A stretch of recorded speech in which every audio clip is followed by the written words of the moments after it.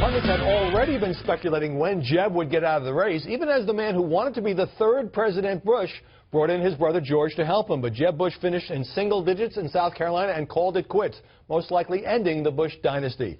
Joining us now from Nashville is Jon Meacham, executive editor of Random House, the former editor of Newsweek, and author of Destiny and Power, the American Odyssey of George Herbert Walker Bush.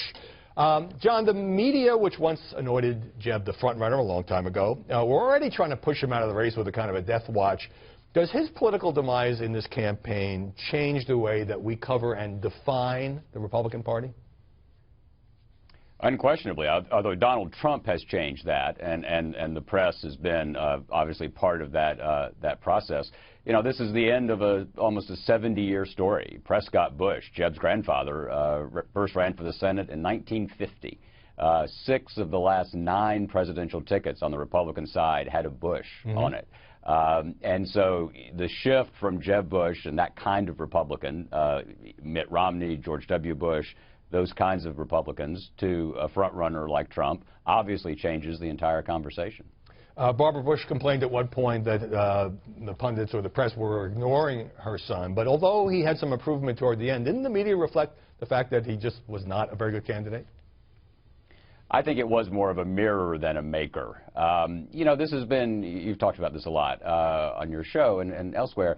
It's just been a year where the whole playbook has been rewritten. And you have this extraordinary personality in Trump, but it's beyond the politics of personality. This is someone who's speaking to deep emotional forces and reservoirs in the country, and it's part of the tragedy in some ways of this moment for Jeb Bush that so much of the anger is at an establishment that his family has personified. Bush 43, of course, coming in South Carolina with former First Lady Laura Bush to try to rescue Jeb's candidacy. That proved impossible. But he got into it with Donald Trump, who, as you recall, just last weekend that Trump really went after the former president in the debate. Let's take a look at that. George Bush made a mistake. We can make mistakes, but that one was a beauty. We should have never been in Iraq. I want to tell you, they lied. They said there were weapons of mass destruction. There were none, and they knew there were none. And I understand that Americans are angry and frustrated. But we do not need someone in the Oval Office who mirrors and inflames our anger and frustration. John, I saw one pundit after another saying it was insane for a Republican candidate to go after the last Republican president in the debate, and yet Trump still won South Carolina. No, it proves that Trump he's defying political gravity. You know, he decided to take on George W. Bush. He has sort of, I don't know if he's backpedaled exactly on the lying. He certainly side-pedaled by saying that, you know, he doesn't want to get into it anymore, whether he lied.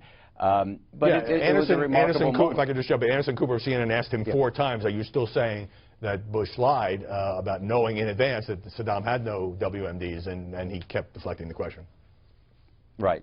So what you have is someone who sort of eludes fact-checking to some extent. Now, whether that lasts going forward is a great question. But to take on the question of whether President Bush kept us safe after 9/11, to take on the question of Iraq and WMD, shows that to some extent part of Trump's appeal here is that it's a bipartisan commentary. It's a supra-partisan commentary. He's willing to say almost anything about the different parts of the establishment, including the last Republican president. Right, and I think just to put an exclamation point on it, I mean, 7 years ago, this was George W. Bush's Republican Party. Whether it's in the process of becoming Donald Trump's Republican Party or not is hard to say, but certainly with Jeb bowing out, as you noted earlier, an era has ended. Jon Meacham, great to see you. Thank you, sir. Thank you very much for joining us. Ahead on Media Buzz.